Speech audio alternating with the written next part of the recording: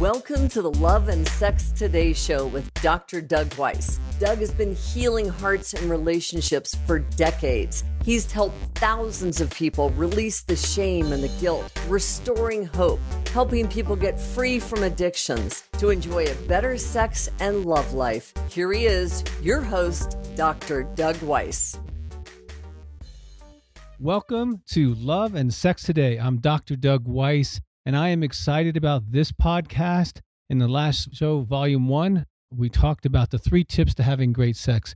Volume 2, we're going to have a conversation about optimizing your brain for sex. Now, I know our first 2 shows are about sex, but that's okay with most of you, I'm sure. And if you did what I actually told you in the last podcast about the 3 tips of having great sex, eyes open, lights on, nurturing conversation, you're already hooked. You know that you can have a crazy, incredibly satisfying sex life. And I want you to have that. It's part of why we do Love and Sex Today. It's why we do that. Now on loveandsextoday.com, there's a free chapter for my book, The 10-Minute Marriage. We're offering that at this point. And you can get that for free. Just put your email there. Also subscribe so that you can make a comment on iTunes, because one of you is going to win an hour conversation with me. We can talk about your life, relationships, or anything you want. And I would look forward to doing that. Well, I want to get right into the topic today, because having the best sex is a great topic as we continue how to optimize your brain.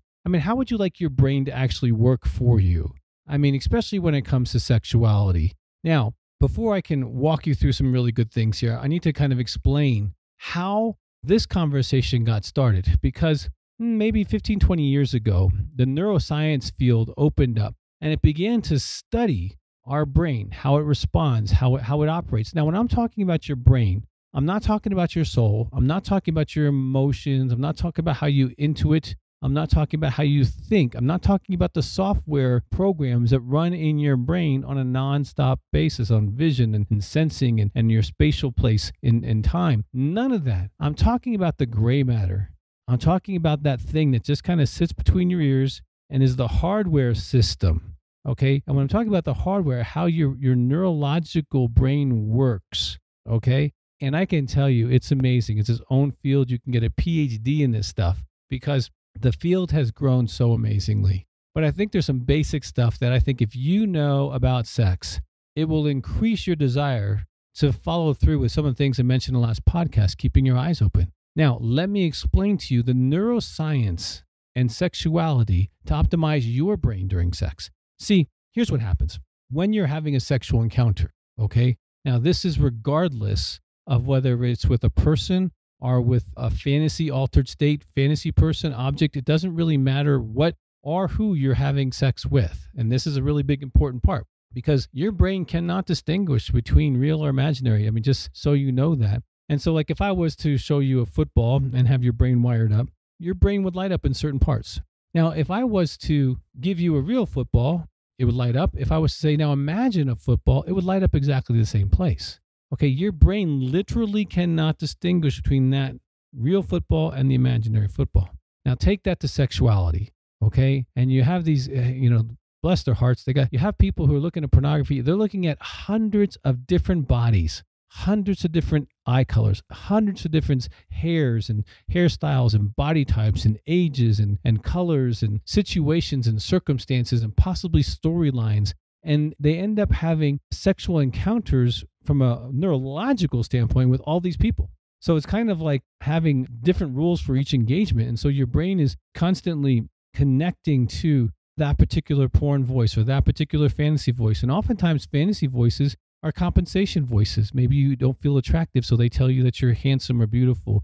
Maybe you don't feel wanted or significant, so the voice in the fantasy world speaks to that part in your heart that's really hurting. And so I understand why people do these things, but the neurological attachment that can happen is huge to these object relationships, these fantasy symbols that someone might have an orgasm with. Here's what happens. See, when you have the orgasm, male or female, doesn't matter, you get a whole bunch of endogenous opiates and enkephalins, endorphins, and many other things.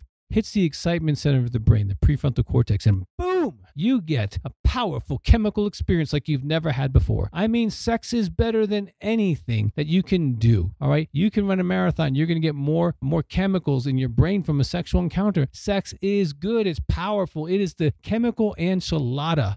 I mean, it's huge. Now, here's what happens though. So imagine your brain, it's just being flooded with, let's say, this blue fluid, and it puddles up in the front of your brain. That's kind of what happens. Okay. Then whatever you're looking at, now this is the tricky part. Whatever you're looking at, real or imaginary, your brain literally glues to, hunger for, craves, and wants to repeat that act again. Now let's go back to Psychology 101. Some of you had that in high school or your first year in college. They make you take those kind of courses, and you learn something from a man named Pavlov.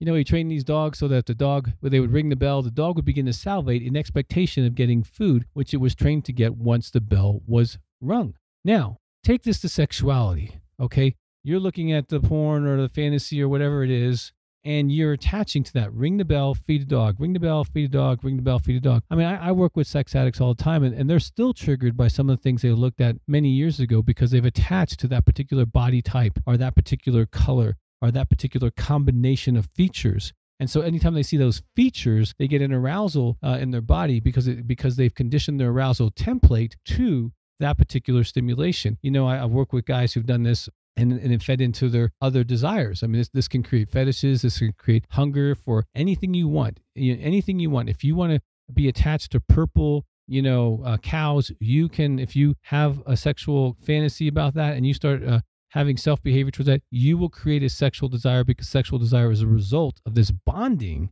that happens neurologically. And in many of us in high school, we knew, hey, those guys, they don't fit together, but they're having sex, and so they're attached to each other. And even though they argue and hate each other, and it seems like they're an unlikely couple, but their sexual bond is happening. And that gets us into a lot of relationships in our culture because sex is now promoted as such an easy thing to do, as if there's no psychological attachment, there's no physiological attachment, even though all science tells us sex is one of the most bonding chemical neurological things you can do. And you're going to have attachment and you're going to have hunger for whatever it is you did. So if you do a one-night stand, you might be hungry for that person again, but they won't be in your life. So sadly, many people have conditioned their brains to all kinds of things, and if you're a guy and you're listening to this, you're like, man, I get almost anything can connect me. Well, you might need to recondition your brain and then condition your brain. So let's talk about reconditioning first, and then we'll talk about conditioning. Because if you want to change what you've been doing in the past, simple trick, okay? And every time I talk to you, I want to try to give you a tool, something that actually you can do today. That's why we call it Love and Sex Today. Something you can do today, okay? So get a rubber band, you put it on your wrist. And every time you catch yourself kind of, lusting after someone, scanning someone, rubbernecking, checking somebody out in an inappropriate way, you can take that rubber band and snap it on the inside of your wrist.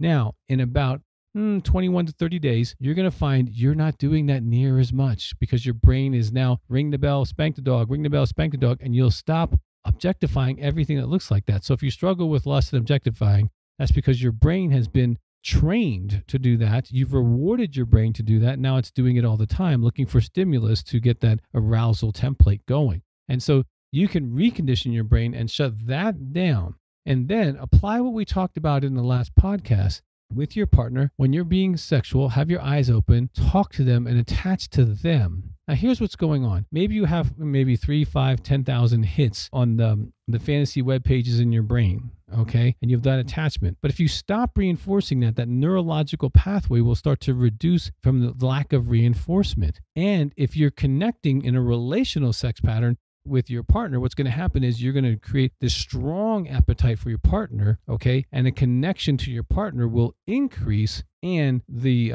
desire for the fantasy object stuff will decrease. And so you can optimize your brain by having relational sex with the person you're committed to and connected to. And not only that, the sex you can have with the real person in a relational way, like we talked about last podcast, that will accelerate you optimizing your brain. Because once your brain becomes singular in its attachment, Lisa's the only person I want to have sex with. I notice there's attractive people around, but I don't want to have sex with them. I want to have sex with my wife. Okay, she's awesome. She's beautiful. And I am so neurologically glued because of the attachment that we've had on a repetitive basis for 30 years. And that's why, ladies, let me just tell you a secret. It doesn't matter what you really look like. Okay, if he's looking at you during sex, he's connecting to you. It doesn't matter what you weigh. It doesn't matter how big this is or how small this is. He's attaching to you. And so if you're in a marriage, say for 10 or 15 years, and he looks and he goes, you are so hot. And you gained weight, you got stretch marks, stuff like that. And like, oh gosh, you don't think I'm really beautiful. No, he really does. He is neurologically conditioned to you and your body. So you don't have to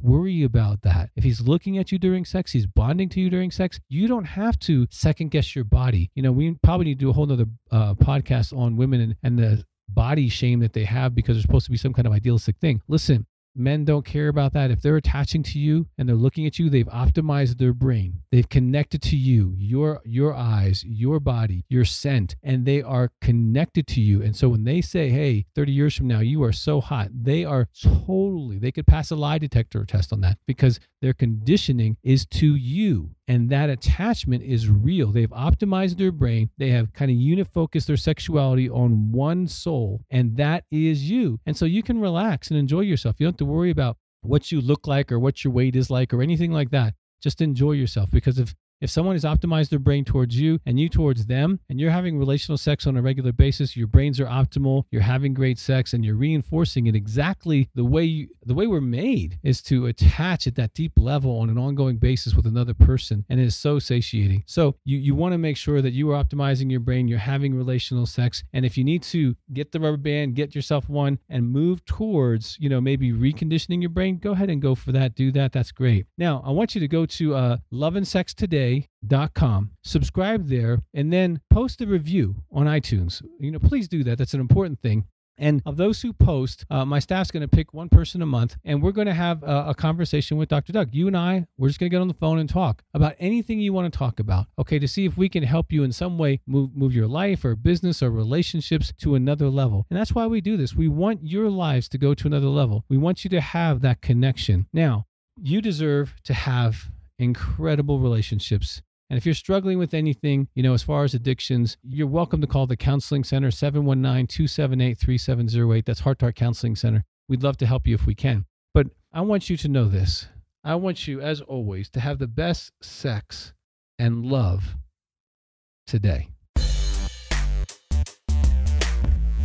That's it for our episode of Love and Sex Today with Dr. Doug Weiss. Head on over to loveandsextoday.com and be sure to subscribe to the show on iTunes. When you do, and you post a review on iTunes, some lucky listener is going to win every single month a private confidential coaching call with Dr. Doug Weiss. Also, feel free to ask any question you like. You can push a button, speak your question, and Dr. Doug will answer your question in a future episode. So be sure to subscribe to the show. Doug's got some great gifts for you, and we will look forward to seeing you next time.